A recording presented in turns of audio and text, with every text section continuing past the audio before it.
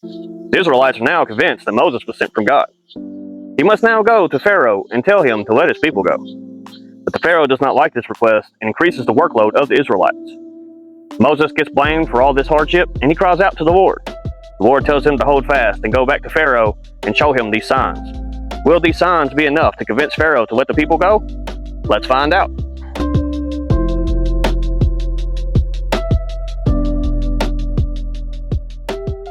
Hey there, everyone. Welcome to Tyler Talks Bible. Where we last left off, Moses was convincing the Israelites that he was sent by God. He shows them all these signs and everything, and they're convinced. But now he must go to the Pharaoh and convince him. He wants him to let his people go, but the Pharaoh's not going to take that too lightly. So let's start on chapter 5 and see how that goes. And it begins. Afterwards, Moses and Aaron went to Pharaoh and said, "This is what the Lord, the God of Israel, says. Let my people go, so that they may hold a festival to me in the wilderness." Pharaoh said, "Who is this Lord, that I should obey him and let Israel go? I do not know the Lord, and I will not let Israel go." Then they said, "The God of the Hebrews has met with us. Now let us take a 3-day journey into the wilderness to offer sacrifice to the Lord, our God. Or he may strike us with plagues or with the sword." But the king of Egypt said, "Moses and Aaron, why are you taking the people away from their labor? Get back to work. Get back to your work." Then Pharaoh said, "Look, the people of the land are now numerous, and you are stopping them from working." The same day Pharaoh gave this order to the slave drivers and overseers in charge of the people. You are no longer to supply the people with straw for making bricks. Let them go and gather their own straw, but require them to make the same number of bricks as before. Don't reduce the quota. They are lazy. That is why they are crying out, 'Let us go sacrifice to our God.'" So here we have it. Moses and Aaron, which Aaron was sent with Moses because Moses was known not to be able to speak too properly. So the Lord let his older brother Aaron go with him in order to speak for him. And the Pharaoh is saying, "I don't know who this God you say you worship or you obey. Who am I to obey a God that I don't even know?" And in Egypt, the Pharaoh was a god incarnate. He was supposed to be an Egyptian god of like Osiris or like the sun god Ra in Egypt. They believed that they were a god on earth. So he's like, "I'm a god. I don't have to obey this god. I don't even know this God." So this upsets him, and what he does is like, y'all are just being lazy. Y'all just want to leave and take a break or whatever. So because of this, because you're being lazy, I'm going to increase your workload. They make bricks and everything for buildings. If you've seen like pyramids or anything of that nature, you know that they used bricks back then. That's how they built structures. So now the Pharaoh had been supplying them with straw, but now he's saying you must gather your own straw, but still make the same amount of bricks. And this isn't going to go well for the Israelites. They're not going to be able to keep up, which causes the slave drivers to beat on them even more because they're not keeping up with the workload. So let's pick up there. Verse 9, "Make the work harder for the people so that they keep working and pay no attention to lies."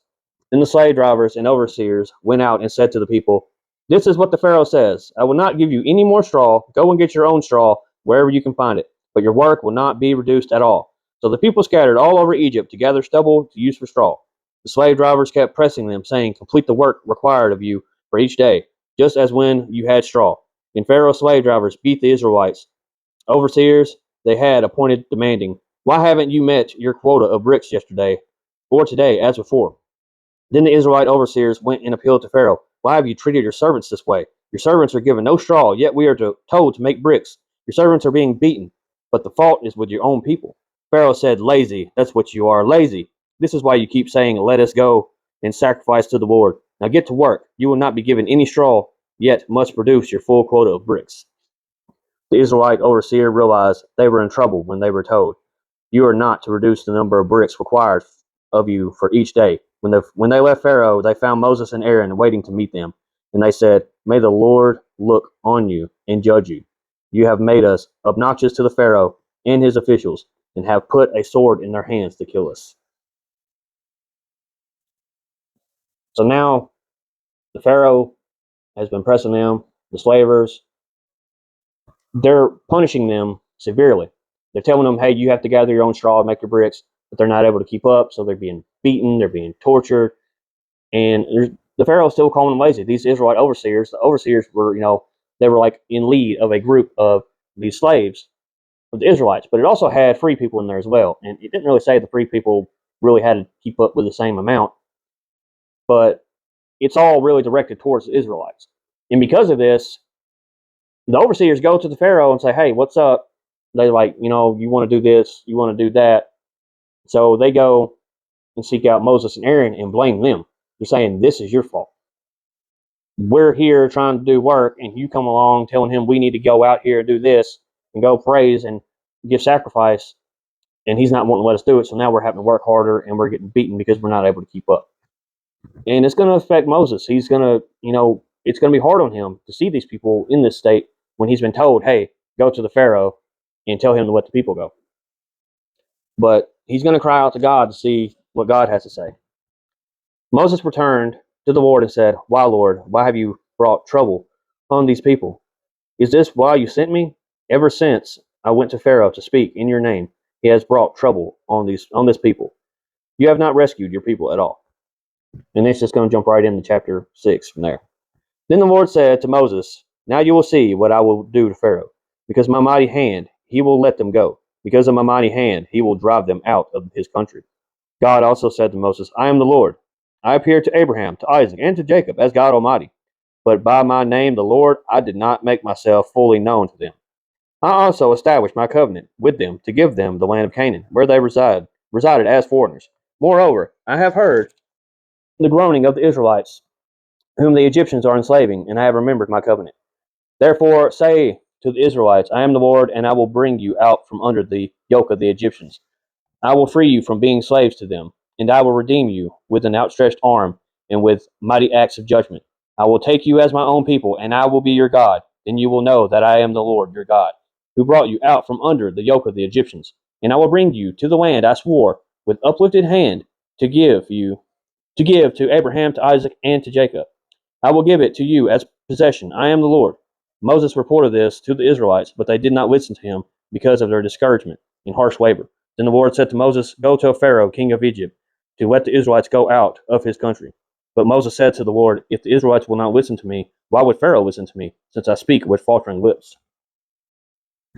All right, so that was a lot, but I had to get all that out in one go. Moses goes to God and says, hey, all this is happening. They're blaming me. You're not doing what you told me you would do. What's going on? And if you remember back, he told them that the Pharaoh wasn't going to let him go anyway, that he's going to have to punish the Pharaoh in order for the people to be let go. And he's saying, I'm listening. I hear them. I hear the Israelites. I'm going to get them out of here. Trust me. He's just telling Moses, trust me. I will punish the Egyptians, and our people will be set free. And they will be going back to the land that was promised to Abraham, to Isaac, and to Jacob.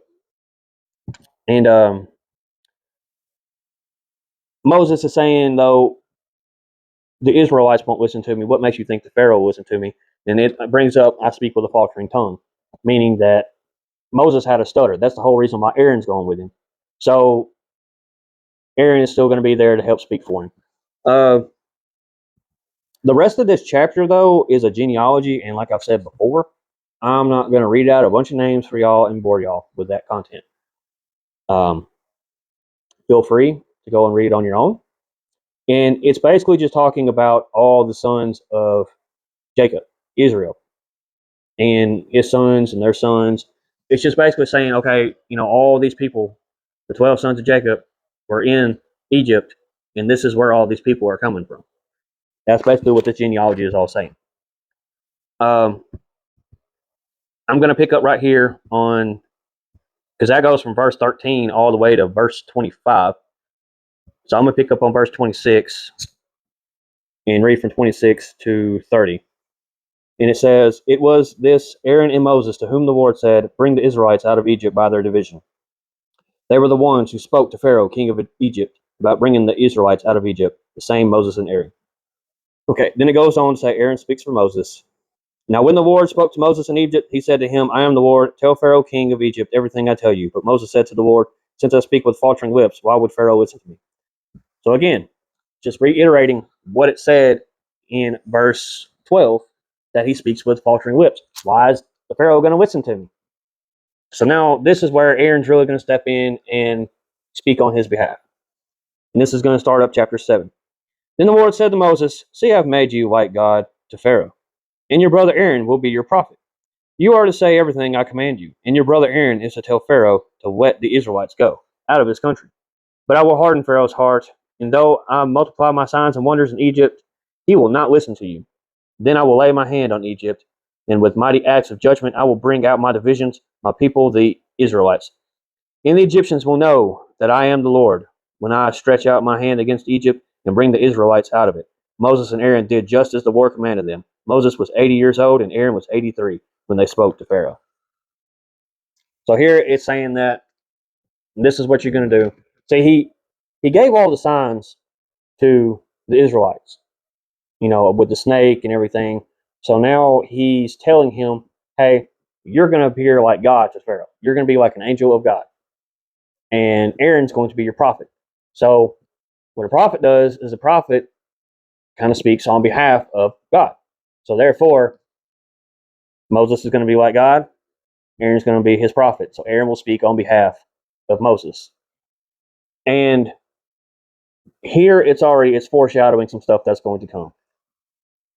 God is saying, even by doing what I'm telling you right now, it's still not going to matter. The Pharaoh is still not going to let you go. His heart will be hardened. I'm going to even harden it myself, just because I'm going to have to punish him severely for the way he's treated these people. He knows that the Pharaoh will not let his people go. And this hardening of the heart basically just means that he's going to be stubborn. He's going to keep getting more stubborn and more stubborn, not going to listen to reason. And we'll see that. But these next things that are coming, some people that have read this part, have read into Exodus, they know what's coming. And even after everything that passes, the Pharaoh still will not give in to the request of Moses and Aaron. So let's pick up here on verse 8. The Lord said to Moses and Aaron, When Pharaoh says to you, Perform a miracle, then say to Aaron, Take your staff, throw it down before the Pharaoh, and it will become a snake. So Moses and Aaron went to Pharaoh and did just as the Lord commanded. Aaron threw his staff down in front of Pharaoh and his officials, and it became a snake. Pharaoh then summoned wise men and sorcerers, and the Egyptian magicians also did the same thing by their secret arts. Each one threw down his staff, and it became a snake. But Aaron's staff swallowed up their staffs. Yet Pharaoh's heart became hard, and he would not listen to them, just as the Lord had said. So that's the first sign. Staff becomes a snake. And again, that signifies the control over the serpent. And in Hebrew, it actually says, though, instead of a snake, it's more referred to as, I think the word was tanin. Tanin? I don't want to pronounce that wrong. But it was actually more like a sea serpent, controlling the sea serpent, which was in the chaos waters that the Lord created. He created the sea serpent in the beginning, in Genesis. But still, it's just showing that they have control over this chaos monster, basically. They have control over the serpent. And that serpent eats the others, the magicians, eats their snakes, which proves that the Lord's power is mightier than the Pharaoh's power. But the Pharaoh's still not impressed by this. He's like, oh, well, my magicians with their secret arts, they're able to do this too. This is nothing. It's just magic. So he's just like, no, go on. But now it's going to start getting wild. So let's start verse 14 here. Then the Lord said to Moses, Pharaoh's heart is unyielding. He refuses to let the people go. Go to Pharaoh in the morning as he goes out to the river. Confront him on the bank of the Nile, and take in your hand the staff that was changed into a snake. Then say to him, The Lord, the God of the Hebrews, has sent me to say to you, Let my people go, so that they may worship me in the wilderness. But until now you have not listened. This is what the Lord says. By this you will know that I am the Lord. With the staff that is in my hand, I will strike the water of the Nile, and it will be changed into blood. The fish in the Nile will die, and the river will stink. The Egyptians will not be able to drink its water. So that right there is the beginning of the plagues. This is the very first plague, and there's going to be more plagues to come.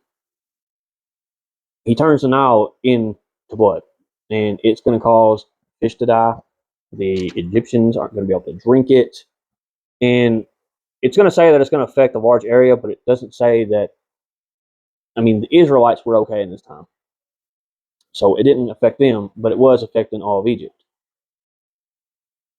But even this isn't enough to convince the Pharaoh. So let's continue on. The Lord said to Moses, "Tell Aaron, take your staff and stretch out your hand over the waters of Egypt, over the streams and canals, over the ponds, all the reservoirs, and they will turn to blood. Blood will be everywhere in Egypt, even in vessels of wood and stone." Moses and Aaron did just as the Lord had commanded. He raised his staff in the presence of Pharaoh and his officials and struck the water of the Nile, and all the water was changed into blood. The fish in the Nile died, and the river smelled so bad that the Egyptians could not drink its water. Blood was everywhere in Egypt. But the Egyptians' magicians did the same thing by their secret arts, and Pharaoh's heart became hard. He would not listen to Moses and Aaron, just as the Lord had said. Instead, he turned and went into his palace and did not take even this to heart. And all the Egyptians dug along the Nile to get drinking water because they could not drink the water of the river. And it's saying here, even with all this, his magicians with their secret arts were able to do the same thing. I'm sure they just took some water and threw something red in it and it changed, which is not what was happening.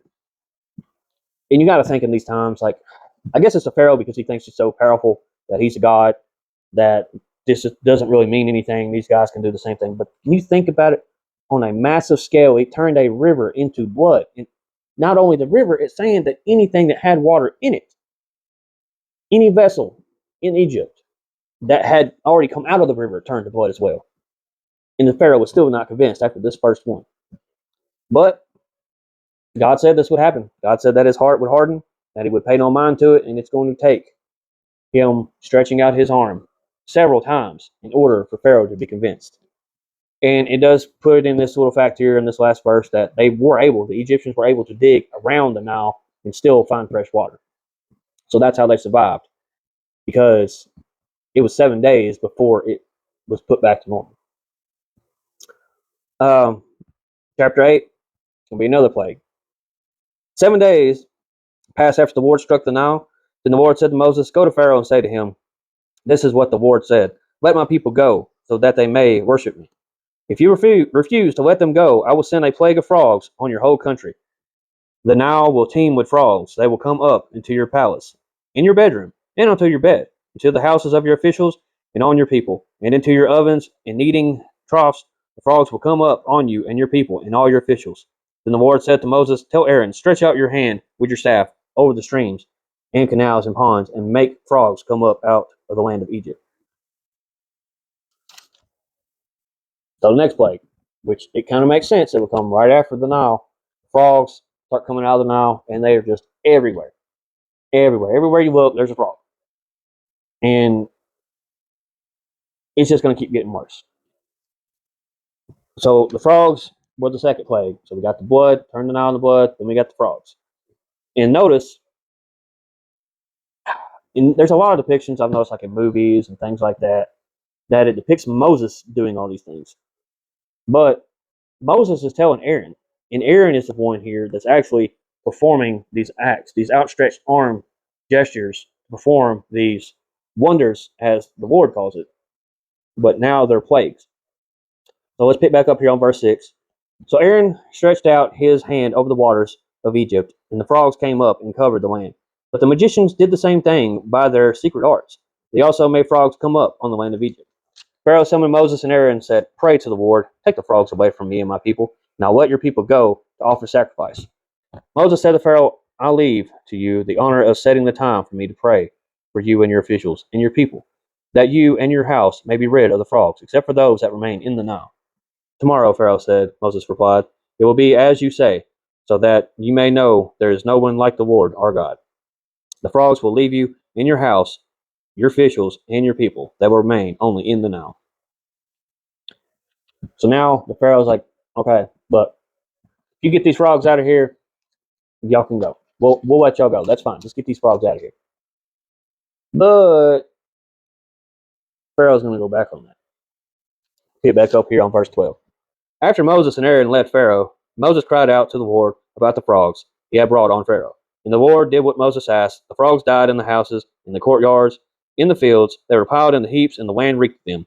But when the Pharaoh saw that there was relief, he hardened his heart and would not listen to Moses and Aaron, just as the Lord had said. All right, so here we see Pharaoh. Oh, okay, we got some relief now. Nah, I'm not going to let you go. He goes back on his word. And I can't even imagine how the area must have been with a bunch, like all those frogs just dead everywhere, and the smell they would give off. But even with all that going on, he still does not want to let these people go. He goes back on his word. And it says here, just as the Lord had said, his heart was hardened. Um, all right. I'm gonna go over this next plague real quick and just say a little bit about it, and then I gotta get on wrapping this up. The third plague goes, Then the Lord said to Moses, Tell Aaron, stretch out your staff and strike the dust of the ground, and throughout the land of Egypt the dust will become gnats. They did this, and when Aaron stretched out his hand with the staff and struck the dust of the ground, gnats came on people and animals. All the dust throughout the land of Egypt became gnats. But when the magicians tried to produce gnats by their secret arts, they could not.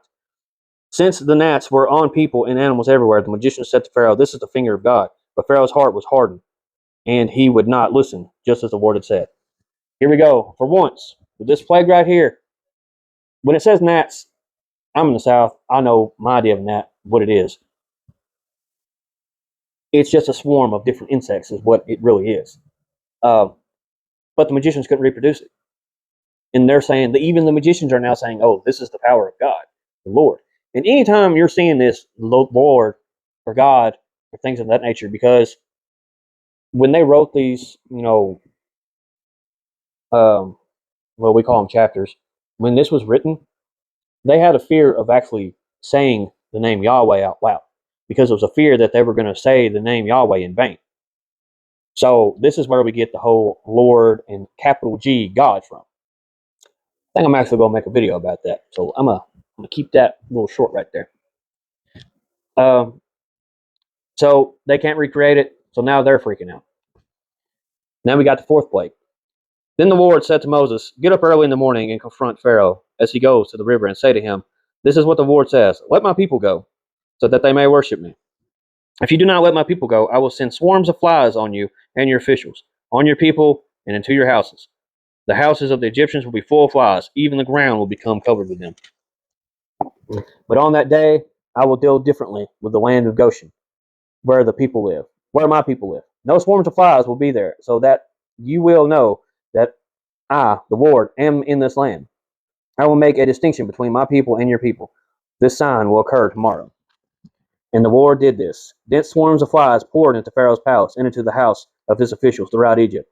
The land was ruined by flies. Then Pharaoh summoned Moses and Aaron and said, Go, sacrifice to your God here in the land. But Moses said, That would not be right. The sacrifice would offend.